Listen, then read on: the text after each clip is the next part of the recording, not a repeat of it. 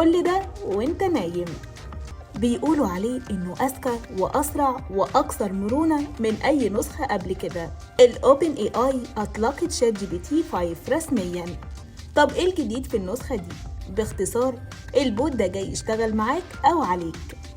الميزة هي إنك تقدر تربط الشات جي بي تي في نسخته الخامسة بحساب جوجل الخاص بيك، يعني الجيميل والدرايف، والبوت ساعتها هيتحول حرفياً وهيلعب دور مساعدك الشخصي عشان يقدر يدخل يفرز إيميلاتك ويحجز مواعيد ويرد على رسائل الشغل. الانطباعات الأولى للمستخدمين كانت مختلفة كالعادة. شركات كبيرة زي البي بي في اي بتقول البوت وفر لهم وقت الشغل كان بياخد ساعات، أما شركة زي ريدت بتقول ده أسوأ من شات جي بي تي 4، وده بسبب ردوده اللي بقت قصيرة سطحياً. في قلق كبير من موضوع الخصوصية.